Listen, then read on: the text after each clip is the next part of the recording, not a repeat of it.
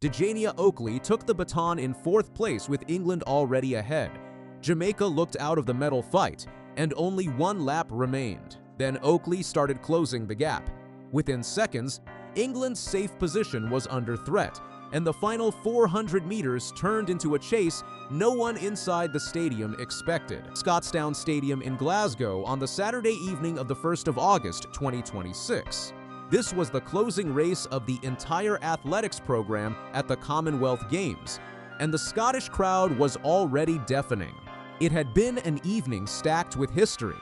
Josh Kerr won the Commonwealth 1500 meters on the same track he grew up racing on, and Curtis Marshall cleared a Games record in the pole vault. The stadium was packed with people who did not want the night to end.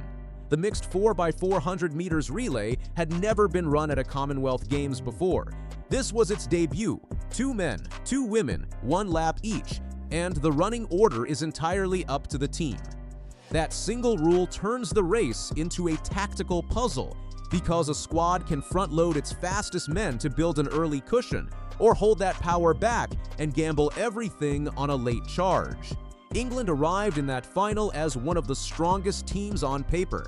Ben Jeffries, Yemi Mary-John, Toby Harries, and Lavi Nielsen had cruised through their semi-final the previous morning, winning it in 3 minutes, 15.11 seconds, without appearing to work particularly hard. Nielsen brought serious international experience to the anchor leg, with World Championship and Olympic finals already behind her. Jamaica lined up with Zandrian Barnes, Leah Anderson, Delano Kennedy, and Dejanea Oakley. On paper, the Jamaican quartet looked dangerous but unproven together. What nobody in the stands fully appreciated was how much running Oakley already had in her legs that day. The gun went, and England took control immediately. Ben Jeffries opened with 45.50 seconds, a genuinely strong leadoff leg that pushed England straight to the front of the field. Zandrian Barnes came through in 46.30 for Jamaica, 0.8 of a second slower.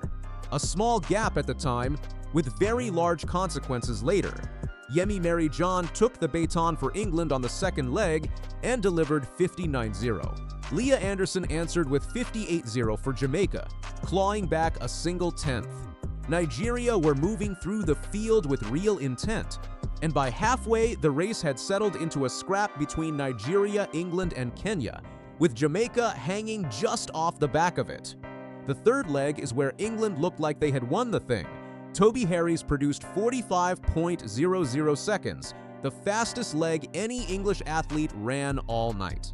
Delano Kennedy responded with 45.20 for Jamaica, which is quick, but nowhere near quick enough to close a gap that was already stretching. When the batons came round for the final exchange, Nigeria led, England sat right on their shoulder, and Jamaica were back in fourth, a full second adrift of the lead pack. 10 meters with 1 lap remaining against a field of international quarter-milers. That is not a deficit anybody expects to see overturned. Lavi Nielsen set off for England and ran a perfectly respectable anchor leg of 50.18 seconds. On almost any other night, in almost any other final, that leg wins a Commonwealth title comfortably. Behind her, Dejanea Oakley ran 48.67. She did not close the gap in one dramatic surge. She ate into it steadily down the back straight, moved past 2 teams around the final bend, drew level with the leaders as they came into the home straight, and then simply ran away from all of them over the closing 50 meters. Jamaica crossed the line in 3 minutes, 10.97 seconds. England took silver in 3 minutes, 11.58. Nigeria held on for bronze in 3 minutes, 12.85, with Kenya 4th, hosts Scotland 5th, and India 6th. Zambia failed to finish the race, and Australia were disqualified. Because the event was brand new to the Games, Jamaica's winning time became the inaugural Commonwealth Games record. I want to be clear about something, because the England team have earned it. They did not run a bad race. Nielsen's 50.18 was a solid professional anchor from an athlete who has handled championship pressure for years. England's own federation said afterwards that on another day, that leg would have been enough. England led or sat second for almost the entire final.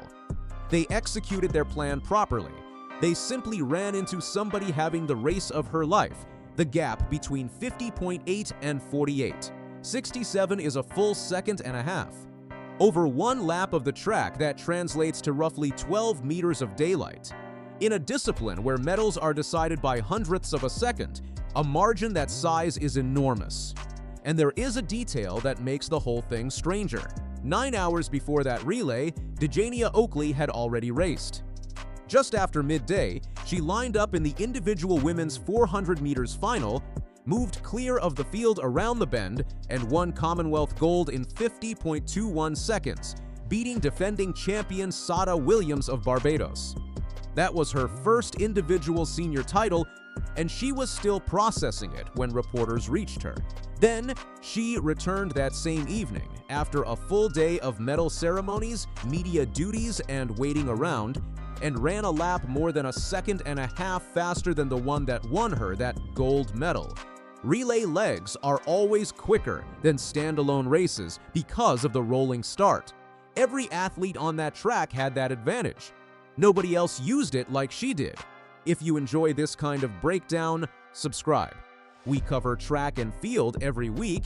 By the summer of 2026, Oakley had already been the fastest 400-meter runner on the planet for months.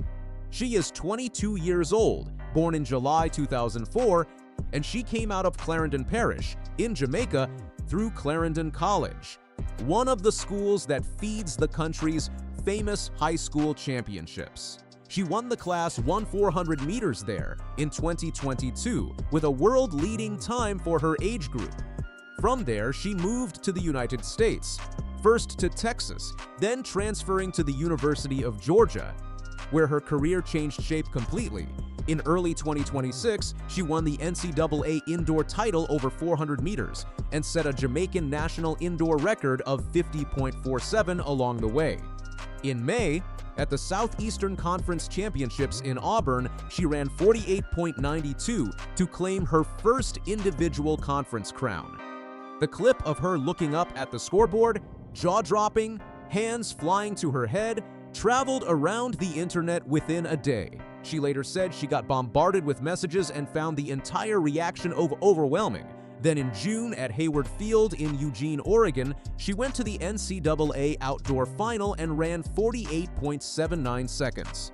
That broke the collegiate record of 48.89 held by another Jamaican, Nikisha Price, on the exact same track. It made her the fastest woman in the world over the distance in 2026 and placed her 13th on the all-time world list. She finished the collegiate season unbeaten in the 400 meters and was named a finalist for the Bowerman Award, given to the best athlete in American college track and field.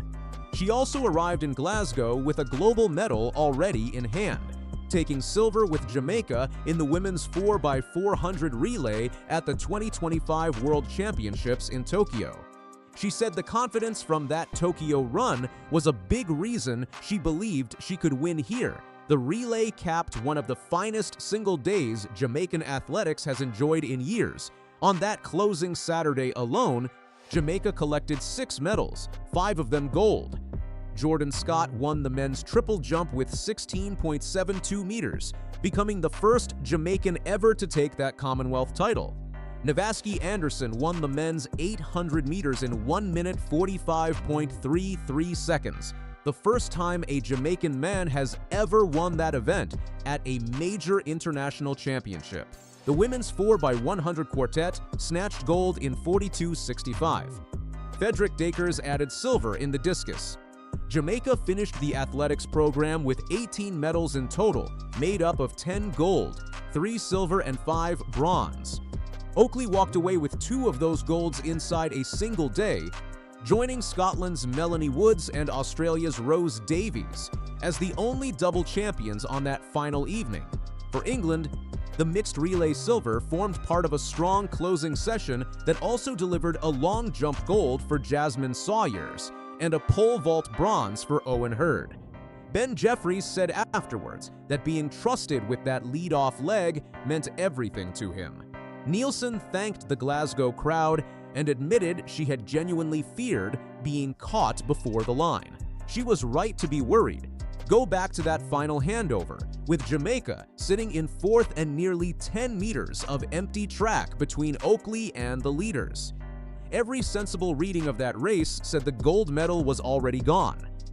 Roughly 49 seconds later, Jamaica owned a games record that will forever stand as the first set in the event, and a 22-year-old anchor runner had collected 2 Commonwealth titles between lunchtime and bedtime. England ran the race they came to run. Dejanea Oakley simply ran a better one.